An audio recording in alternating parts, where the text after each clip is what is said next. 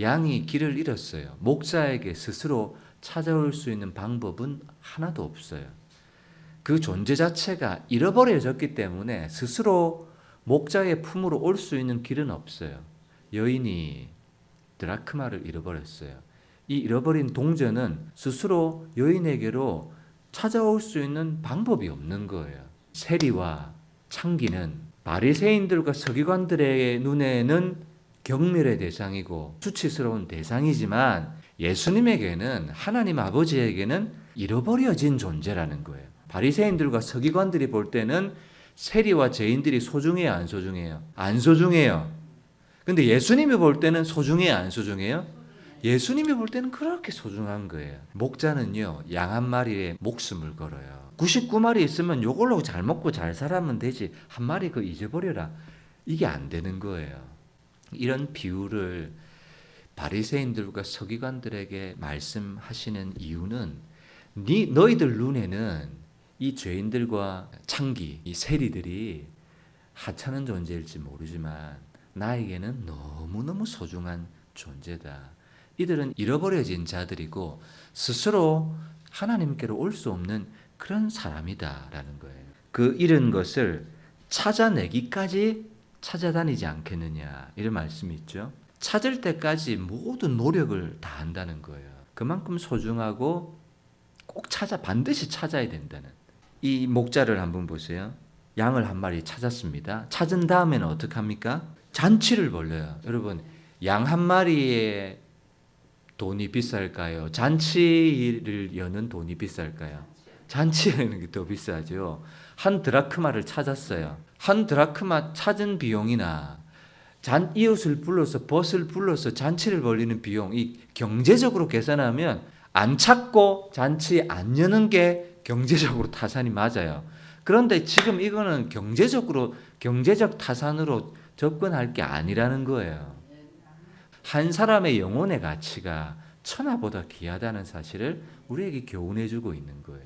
바리새인들과 서기관들은 이 비유를 들으면서 책망을 받아요. 자기들의 역할을 잘 하지 못하고 있다는, 누군가 적극적으로 찾아 나서야 되는데 비난하고 정죄하고 있는 거예요. 에스겔 34장 3절 4절 말씀해 보면 바리새인들과 서기관들의 역할이 나와요. 너희가 살찐 양을 잡아 그 기름을 먹고 그 털을 입되 양떼는 먹이지 아니하는도다. 4절 너희가 그 연약하를 강하게 아니하고 병든 자를 고치지 아니하고 상한 자를 싸매주지 아니하고 쫓기는 자를 돌아오게 하지 아니하며. 이거는 누구에게 해당되느냐면 지금 세리와 창기들에게 해당되는 거예요.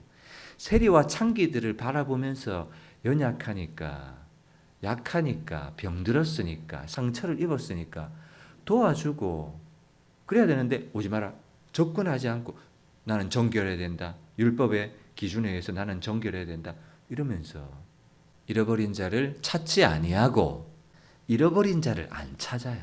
그것을 찾아내기까지, 그죠? 찾아내기까지. 근데 저도 그렇지만 이렇게 복음을 여러 번 전했는데도 받아들이지 않으면, 여러 번 만났는데 반응이 없으면, 변화가 없으면, 아이고 여기까지인가 보다 여기까지인가 보, 그러면서 이런 마음이 목사의 마음에도 들거든요. 그러면 안 되지만.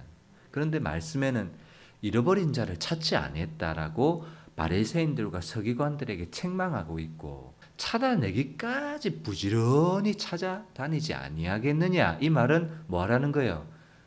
잃어버린 자가 혹 있다면 그것을 찾을 때까지 부지런히 찾고 기도하고 하나님 앞에 구하고 끝까지 찾아내기까지 좀 끈질기게 찾아봐라, 그런 메시지 아니겠습니까? 그죠? 바리새인들과 서기관들이 왜 안 찾아요? 왜 안 싸매줘요? 왜 돌보지 않아요?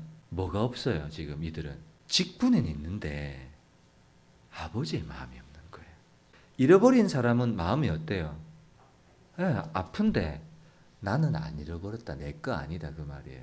잃어버린 마음이 우리에게 회복되기를 하나님이 또 부어주시기를 기도했으면 좋겠고, 예수님이 오신 목적 여러분 뭘까요? 마태복음 9장 13절의 말씀에 보면 죄인을 불러 회개시키러 왔다. 나는 의인을 부르러 온 것이 아니라 죄인을 부르러 왔다. 예수님 이렇게 마태복음에는 말씀했어요.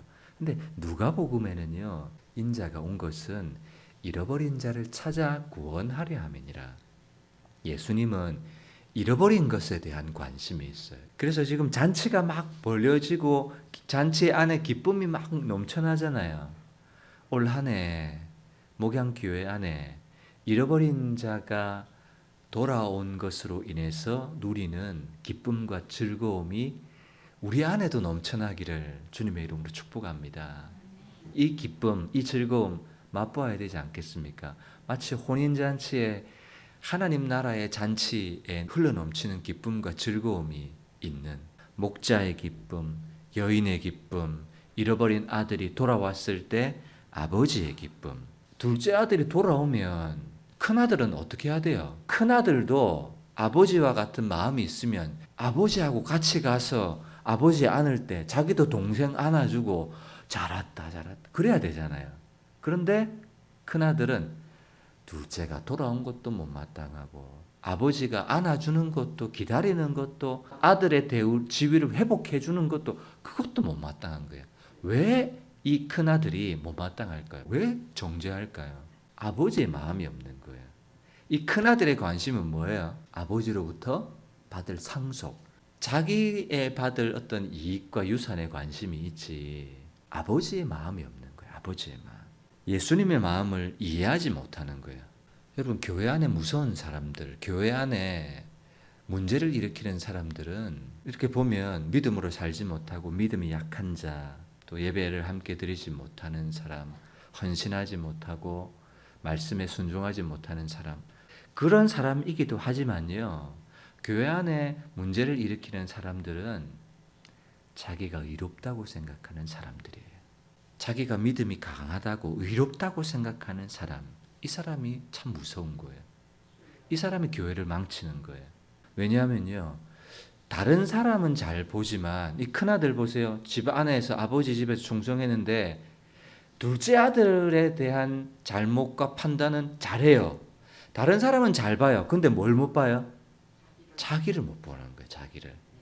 다른 사람의 눈에 들어있는 티는 잘 보이는데 자기 눈 속에 있는 들보는 잘 안 보이는 거예요. 그래서 여러분 꼭 기억하십시오. 교회를 어렵게 하는 사람들은 물론 신앙이 어렵고 믿음이 약한 사람이기도 하지만 바리새인과 서기관들처럼 먼저 되었다고 생각하는 큰아들 집 안에 있었던 사람들이라는 사실. 그 사람들은 자기가 의롭다고 생각하잖아요. 그래서 죄인들과 세리들 절대로 가까이 안 하고 어떻게 함께 먹냐, 어떻게 함께 마시냐, 어떻게 손을 대냐, 어떻게 접촉하냐, 어떻게 상종하냐. 이거 뭐야? 나는 의로운데. 그래서 바리새인과 세리의 기도 누가복음에 나오잖아요. 기억하시죠? 세리는 어떻게 기도해요? 눈을 우러러 하늘을 보지 못하고 주여 나는 죄인입니다. 이런데 바리새인은 어떻게 기도해요? 나는 금식하고 예배 주일 성수 잘하고 11조도 잘 내고 있고, 이런 자기의에 하나님 앞에 서지 않고 다른 사람과 자기를 비교하고 있는 종교적인 행위와 의에 빠져서 자기의 눈 안에 있는 들보를 보지 못하는 사람. 그래서 여러분, 교회에요, 충성하고 헌신하고 봉사하고 사랑하면 할수록 뭐가 깊어져야 돼요? 하나님, 나는 죄인입니다 라는 이 사실 또한 깊어져야 돼요.